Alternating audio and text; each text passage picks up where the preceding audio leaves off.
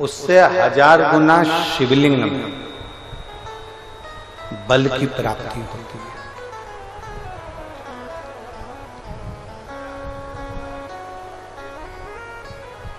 प्रदोष के दिन यदि आपको कहीं से शमी पत्र मिल जाए, प्रदोष के दिन यदि कहीं से आपको शमी पत्र मिल जाए और प्रदोष काल में, प्रदोष का जो समय होता है, शाम का जो समय होता है प्रदोष काल, 4 प्रदोष 5 प्रदोष आप कर देखिएगा कि आपका कोई काम है, कोई नौकरी के लिए आप अप्लाई कर रहे हैं, कोई समस्या बड़ी विकट आ गई है, कोई तकलीफ, बड़ा गला पकड़ रहा है बेटा, कोई तकलीफ विकट आ गई है, कोई समस्या विकट आ गई है, प्रदोष के प्रदोष काल में अगर एक शमी पत्र भी आप घर के शिवलिंग को, अब ये करने के लिए आपको मंदिर के शिवलिंग नहीं जाना, अपने घर में जो शिवलिंग, चाहे वो स्फटिक का हो, पारद का हो, कंकर शंकर का हो, लकड़ी का हो, जो शिवलिंग तुम्हारे घर में, कांच का हो, चाहे वो नर्मदा के कंकर का हो, नर्मदेश्वर हो, पाषाण का हो, जो शिवलिंग, चांदी का हो, सोने का हो, तांबे का हो, पीतल का हो, जो शिवलिंग तुम्हारे,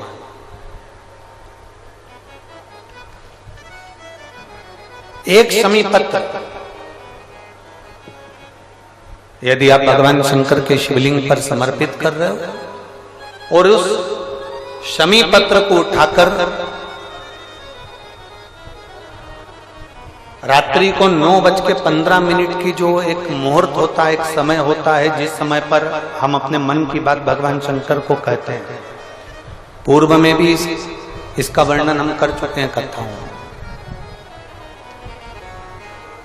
उस 9:15 पर वो शमी पत्र को उठाकर एक कागज में, एक कटोरी में उसको रखते थे।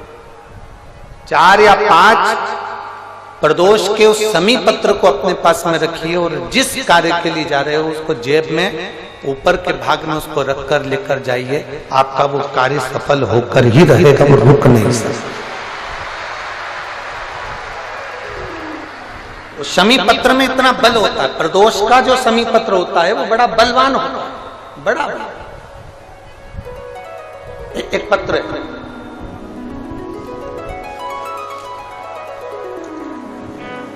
पत्ता होता है, ध्यान से सुनिएगा।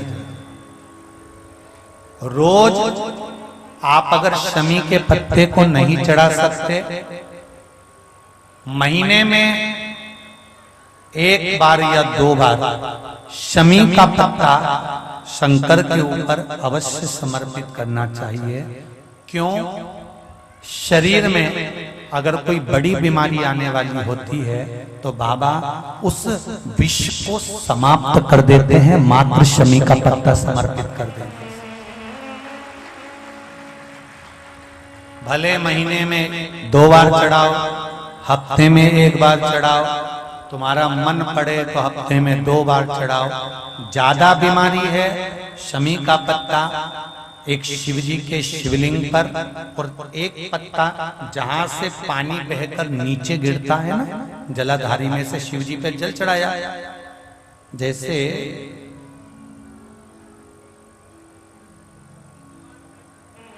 ये शिवलिंग, इस पर जल चढ़ाया तो ये पानी बहकर नीचे आता है, तो जहां गिरता है एक पत्ता शिवलिंग के ऊपर और एक पत्ता जहां से जल नीचे गिरता है वहां। अगर ज्यादा बीमारी है और ऐसा लग रहा है कि डॉक्टर कह रहे हैं कि तबीयत ज्यादा खराब हो सकती है, जांचे जाएगी, ये होगा वो होगा, तो एक पत्ता शमी का ऊपर, एक पत्ता जलधारी जो बहकर नीचे आती है पर चढ़ाना। शमी का पत्र रोग मुक्ति के लिए जब चढ़ाया जाता है तो भगवान शंकर का अवधूतेश्वर महादेव का नाम लेकर चढ़ाया जाता है। कौन सा महादेव? जम के बोलो जरा। अवधूतेश्वर महादेव का नाम लेकर चला जाए।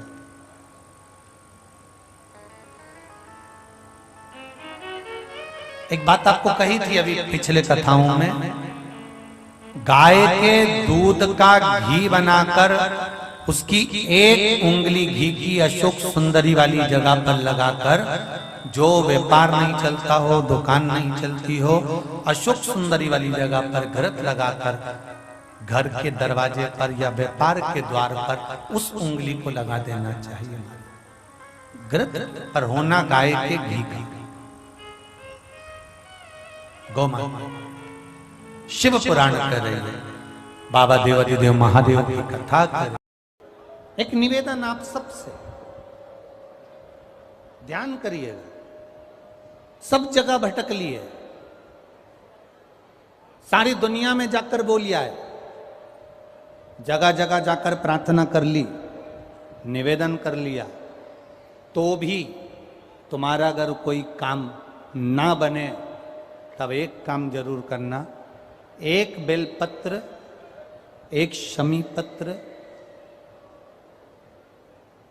एक कनेर का फूल देवाधिदेव महादेव को प्रत्येक प्रदोष के दिन शिवजी को जल चढ़ाकर समर्पित करना प्रारंभ कर दो। 2 या 3 प्रदोष निकलेगी, मेरा देवाधिदेव महादेव तुम्हारी झोली खुशियों से भर दे निश्चित। एक बेलपत्र, एक शमी पत्र और एक कनेर का पुष्प भगवान शिव को प्रदोष के प्रदोष बाबा देवाधिदेव महादेव को जल चढ़ा कर देना प्रारंभ।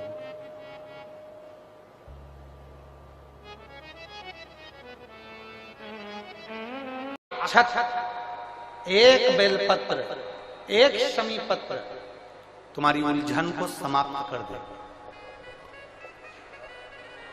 मेरी जीजियों,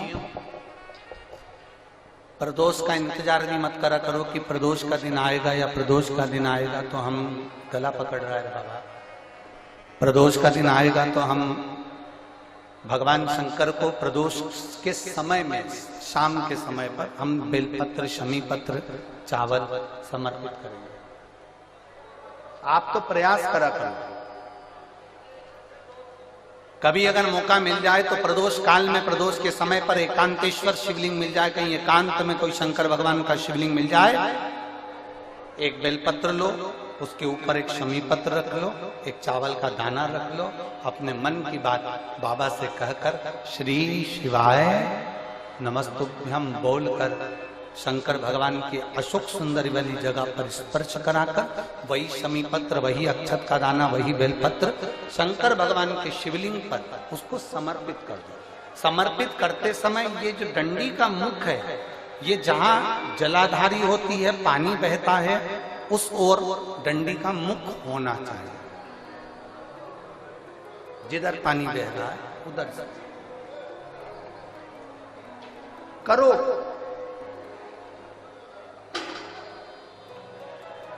प्रदोष काल में करी गई आराधना, प्रदोष काल में किया गया भजन,